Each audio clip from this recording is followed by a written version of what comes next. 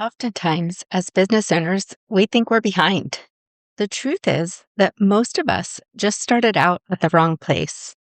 And today, I want to show you what starting at the right place actually looks like and why it changes literally everything above it. Welcome to Base Camp.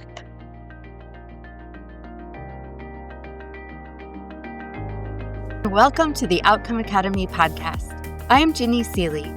I'm a business strategist and longtime process improvement expert, and I also co-own an appliance service business and a co-working space with my husband, Joe. So I understand what it looks like to juggle growth, leadership, family, and big dreams all at once. If you're a service-based entrepreneur or executive who wants to stop putting out fires and work on your business and build momentum with systems, smart marketing, and practical tech, you are in exactly the right place. Well, hello, my friend, and welcome back. Today, we are going to be talking all about Base Camp. And I want to start with something I see often, and that is somebody is thinking about starting a business. They're kind of dreaming about it for months, maybe even years. And then they get this idea, and they have a super big passion for it, and some savings set aside, and they're super fired up all of a sudden. And then somewhere around like week 2 or 3, they pick a business name, design a logo, and then suddenly they announce that they are open for business on Facebook. And then they wonder why things feel so hard. Well, here's what usually happens next. The first customer has a question about payment terms. The owner doesn't really know what to say because they haven't really thought about that yet. Somebody asks for a contract, and there isn't one. A job runs over because nobody timed the process before taking that first booking. The bank account is a personal checking account with some business deposits mixed in. And the CPA at tax time is rightly horrified. None of this is because the person isn't smart. And none of it is because they don't work hard. It's because they skipped all of the steps in the foundation, all of the things that we all need to do before we even do our very first service call or service our first client. And I recently watched some of these patterns play out in a business where some of these really important foundational things were kind of overlooked or skipped in the early part, and they really just snowballed one thing after another until it ended up feeling like a catastrophe. Now, I say feeling because I don't really think it's a catastrophe. It might feel like it sometimes when you have a setback, but it doesn't feel good to have to go back and start from the beginning all over again after you've been in business for a while. So today, we're going to talk about how that preparation is the single biggest reason that everything above this base camp level is possible.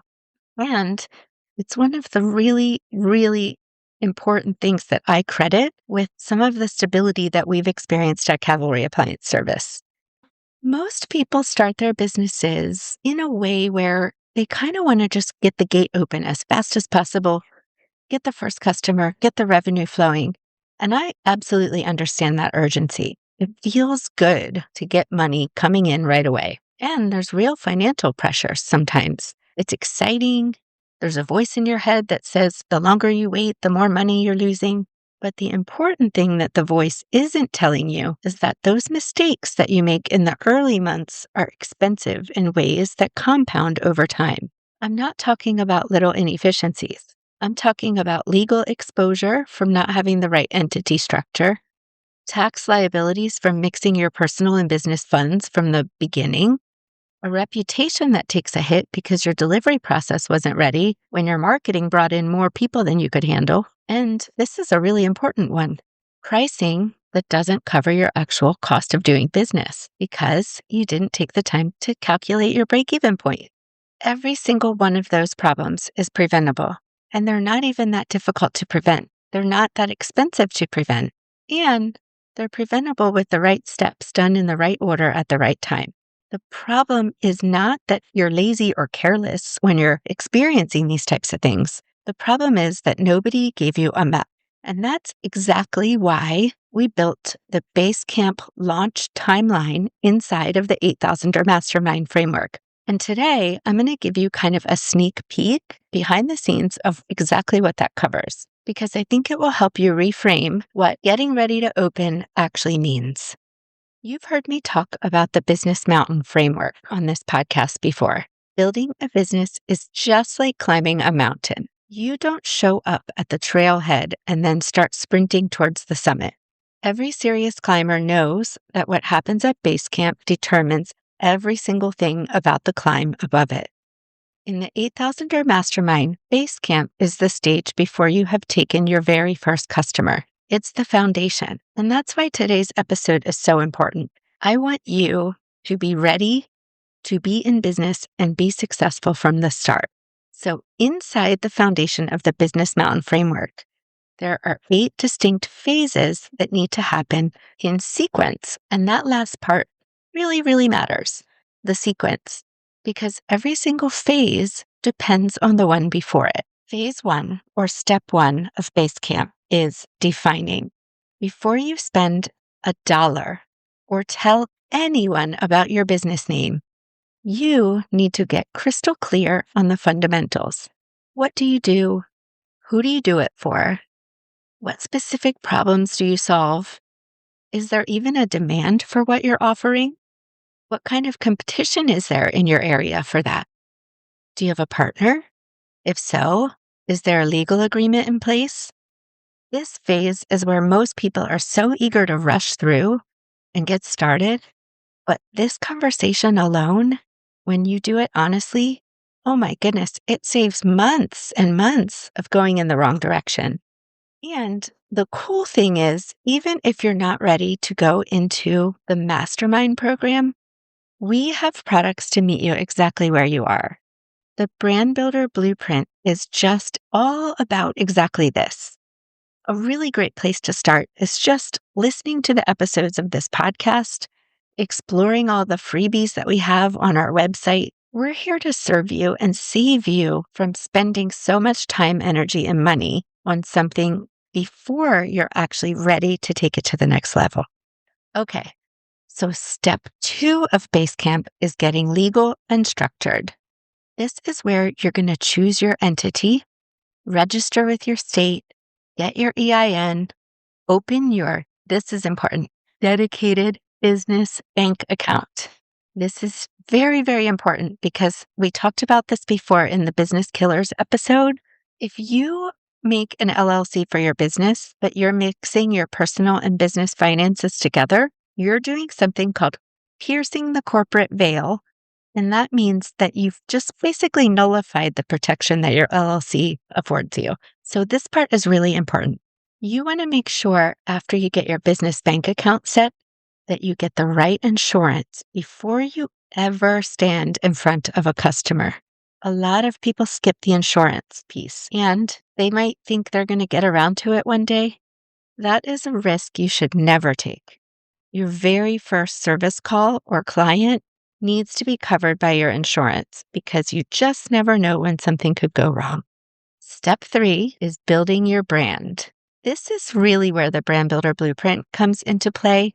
But even in phase 1, where you're thinking about what you do and who you serve, that's a lot of the first module of Brand Builder Blueprint. But here, you're going to decide your name, your domain, your logo, your brand voice, your website, all your social profiles, your Google business profile, all of those things that make you show up professionally online. This is also where you're going to craft your elevator pitch, your mission, vision, and values, and all the words that describe what transformation you're going to create for your customers. Every piece of content you ever create is going to draw from the specific document that you build in there. Next, step 4. Here, you're going to define your offer and your operations. Before you run your first job, you need to write down exactly how you deliver your service from start to finish. Time yourself. Create a job completion checklist. Know your material costs. Understand your pricing model and confirm that it actually covers your costs. This is where you design quality before a customer ever gets to measure it. Now, I'm not a big fan of eating McDonald's food, or really any fast food for that matter. But the reason that our fast food restaurants in our country are so popular is because people know what to expect every single time. It's the franchise model. So you want every single customer to get the same amazing service in the same way.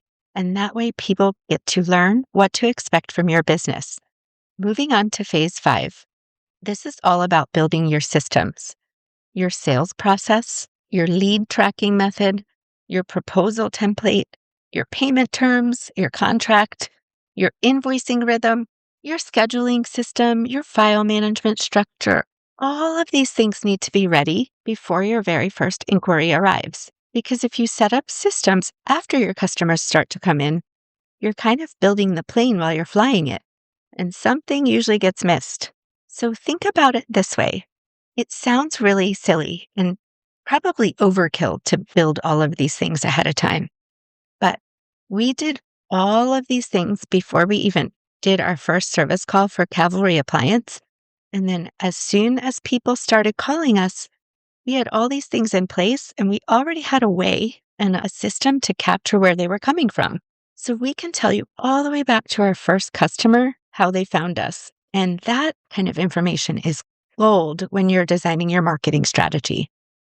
Okay, phase 6 or step 6 is preparing your team foundation. Now, you might be saying, I'm not even a team. It's just me right now. And I'm going to tell you, this phase is still not optional. You document your own processes as if you're writing a training manual for your team. You sketch your ultimate org chart, every position that you think you need in your business moving forward, even if your name is in every single box of that org chart. You set the revenue threshold that will trigger your first hiring decision. And that way, when you hit it, you're ready to act instead of scrambling. And you can think of this a different way too. It might not be a revenue target that triggers your first hiring decision. It might be a feeling, or it might be that you're working a certain number of hours each week, or that you're starting to hear feedback from your family that they're kind of tired that you're never around.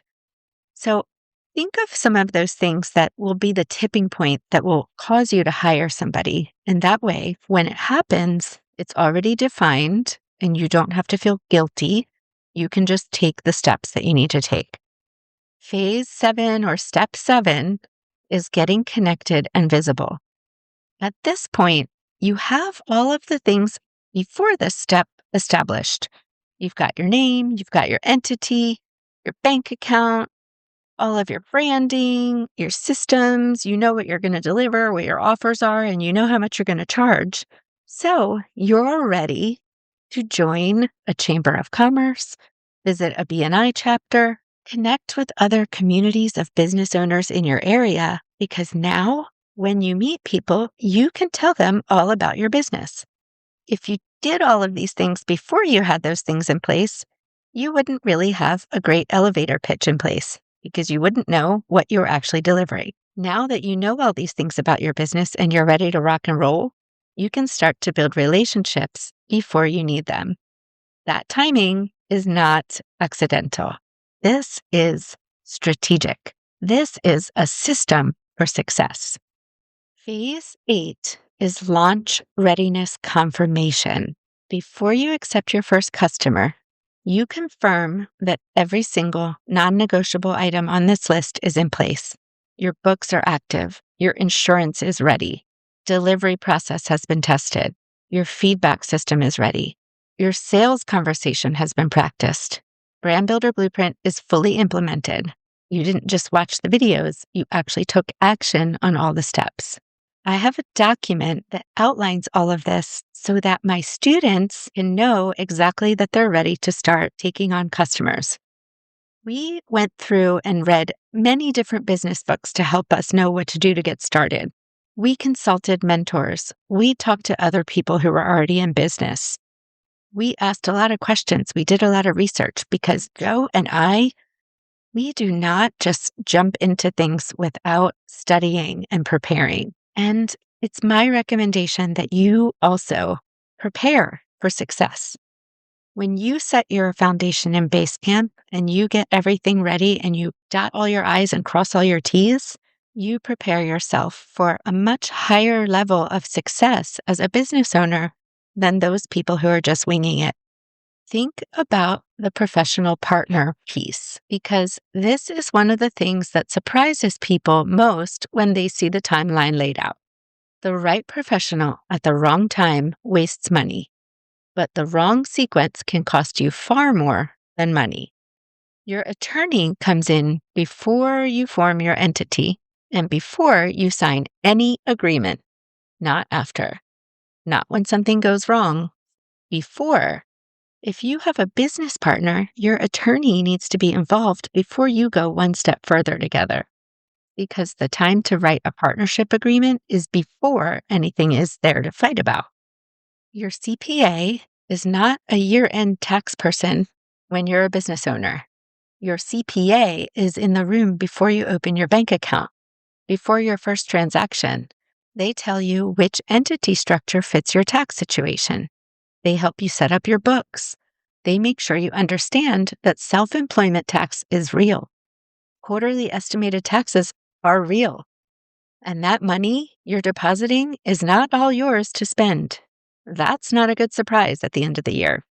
Your insurance agent is not a someday conversation. They are before your first service call conversation. If you haven't heard me say that already, like 3 times, I really want to hammer that one home. General liability at a minimum before a customer ever interacts with your business. Now, here's what I want you to picture. Imagine 2 people starting the same business in the same town in the same month. Person A rushes. They take their first customer in week 3, running jobs out of a personal bank account. No contract, no insurance, priced by gut feeling. Person B takes the time to do Basecamp right. They open 4 months later with systems, legal protection, pricing model that actually works, and a delivery process they have already tested. In year 1, person A is grinding, patching problems, quietly losing money they cannot account for. In year 2, person A is exhausted and wondering if this was the right choice. Person B is building, not because they're smarter, not because they had more money, but because they built the foundation before they climbed. And this is the part I want you to really, really think about. The mistakes made at Basecamp don't just disappear when you go to Camp 1. Because basically, you're in Camp 1 as soon as you start serving customers. But whether you're ready to be in Camp 1 is the question. Those mistakes and things that you skip in Basecamp, they travel with you. They show up as a cash flow crisis when you're trying to grow, as team chaos when you try to hire your first person, as systems that can't handle the volume when you first start to scale. The businesses that stall, burn out, or quietly collapse in year 2 and 3 almost always trace their failure back to Basecamp that they rushed through. Let me give you one more example, a specific one from the timeline. One of these steps is about timing yourself completing each of your core services to establish a performance baseline before you open. That sounds like something that's very trivial, but here's what it actually tells you. It tells you your capacity ceiling. If a job takes you 2 hours, you cannot quote it as an hour job and make money. It tells you what budget you need for materials. It tells you what a great job looks like on the clock so that when you hire somebody, you have a real standard to train to and not just a gut feeling. Most people never do this step, and then they wonder why they're always behind, always underquoting, always feeling like the business is running them instead of the other way around. That is Basecamp work. It's not complicated, and it maybe even feels boring sometimes, but it just has to be done. Basically, this is how I want you to think of Basecamp. It's not a waiting room. It's not the thing you do before the real work starts. Basecamp is the real work. It's probably the most important investment you can make in your entire business journey. The climbers who reach the summit are not the ones who moved faster at the bottom. They're the ones who prepared most thoroughly, rested at the right times, built their skills in sequence and never moved to the next altitude until they were genuinely ready for it. I see so much content out there telling entrepreneurs to move fast, break things, figure it out as you go. And for some very specific kinds of businesses, in some very specific conditions, maybe that advice has a place.